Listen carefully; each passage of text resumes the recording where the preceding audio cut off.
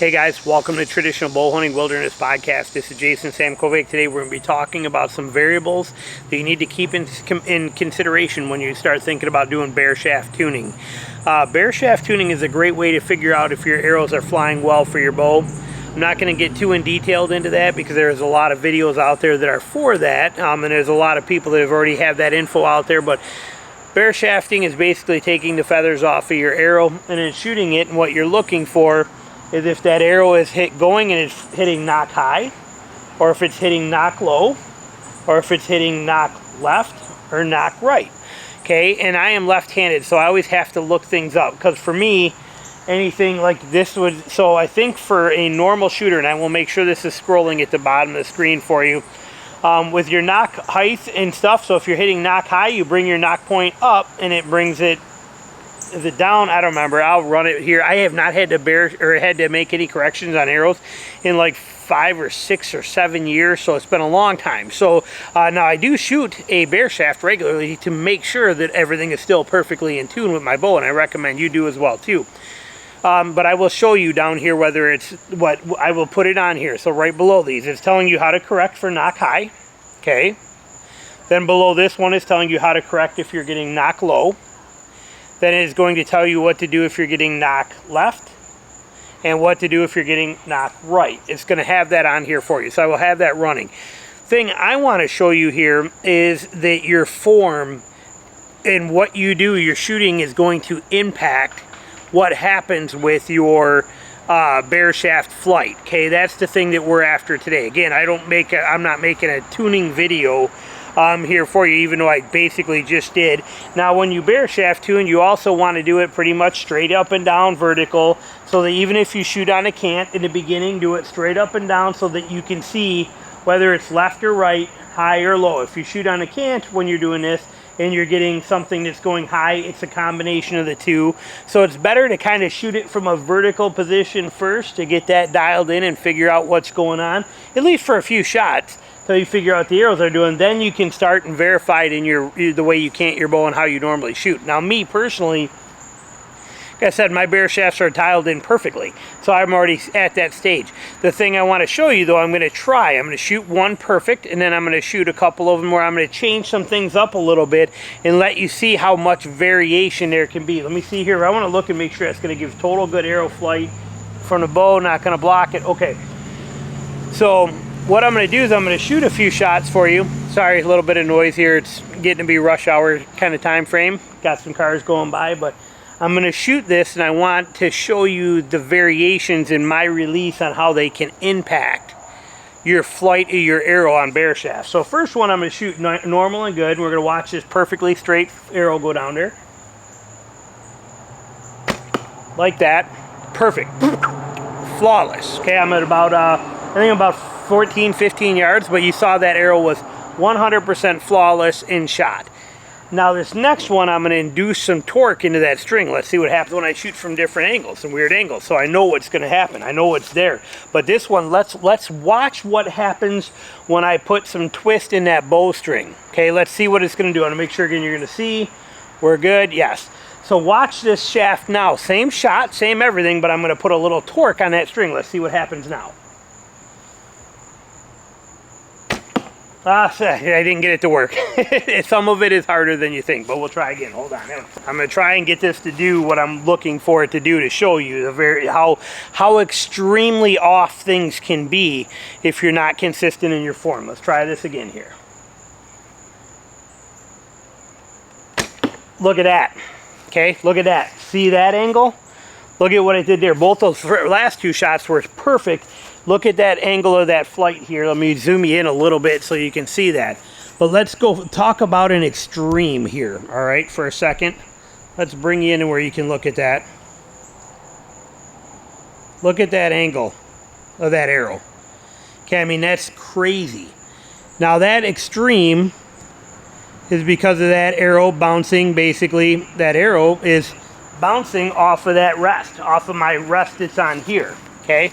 I get that sometimes. I don't know if you can see me. Let me turn this again. Sorry, hold on one sec. There you go. But I get that occasionally when I shoot in weird positions, or if I shoot from way down. Sometimes if I if I don't line that, I'm going to over torque, I will get that weird kind of kick. So that's why I knew it was there. Occasionally I get that. If I pluck the string and put a pop on the string, which I did not want to try to over exaggerate that, I can get that. But point being is that when you're bare shaft tuning, you want to make sure that your form is perfect, that your release is consistent, that everything is good, or you're going to get varying results. If you consistently torque that string and twist that bow or do something weird, you may be getting these results all of the time, and that's not what you're after. The goal here is to get good enough, and my release is not that great all the time, but you want a good enough release, good enough form that you, when you shoot that consistently, you're getting the correct results. Because look at how, again, how extreme that is. We're done shooting. We can walk over here for a second and show you. But we look at that from where the last 2 shots I did were 100% perfect. They were absolute perfect bare shaft shots that you saw.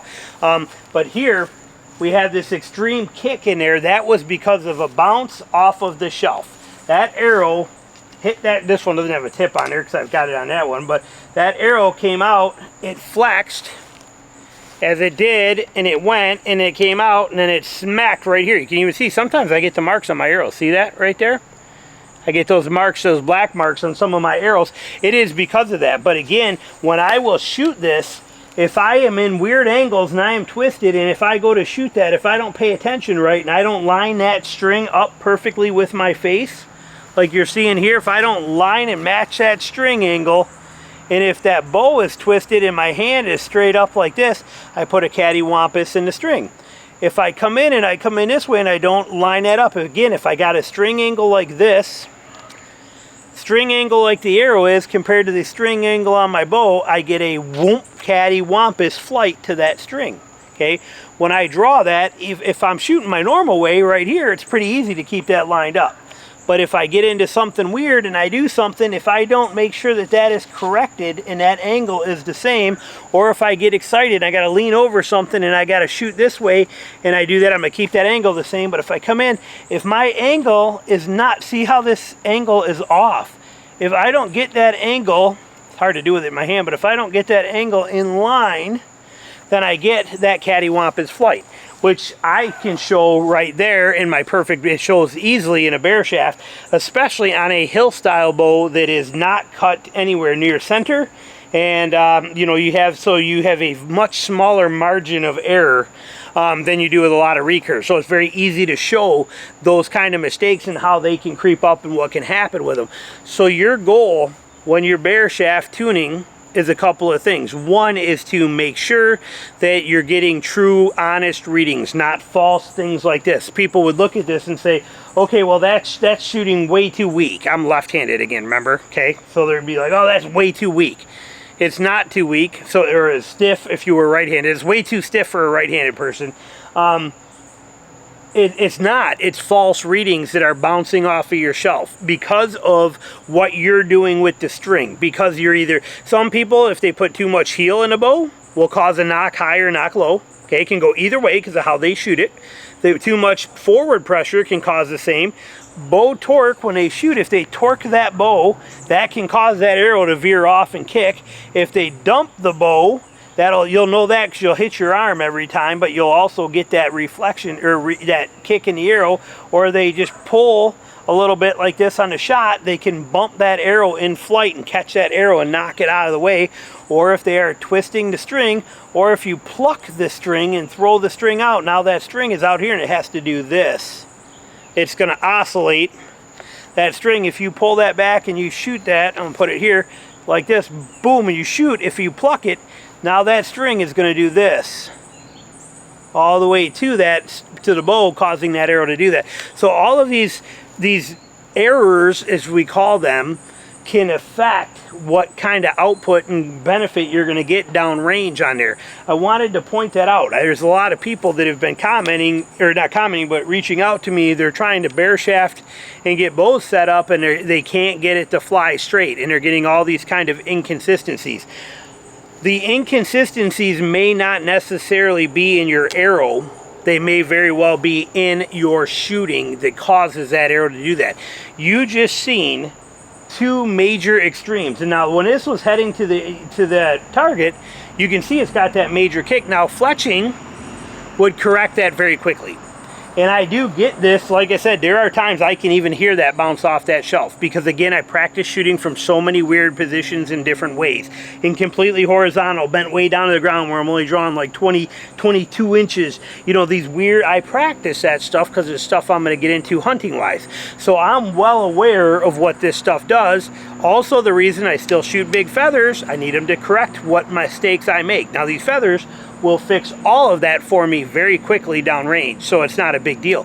But when I shoot like I'm supposed to, and I get that lined up and I do everything like I want to, I have perfect arrow flight every single time. Boom, boom, boom, boom, boom. Okay, without fail. This hopefully will help you decide or see what's going on in your scenario. Do not be afraid to videotape yourself. Put that camera right over your shoulder like this when you shoot, and you can see what's happening. Slow it down. Cell phones today have the technology to slow it down really well, let you see what's going on, but it is up to you to determine if it's actually your arrows that need correction, or if it is your form in the way you're shooting the bow. And there's a lot of people that are shooting way too stiff of arrows or way too weak of arrows because they're getting false readings based on what's happening because of their shooting form problems. That's the whole goal of this video, to make you aware that, as you just saw, where I just thumped two of them in there, pure perfection, pure perfect flight you could ever ask for out of a bear shaft.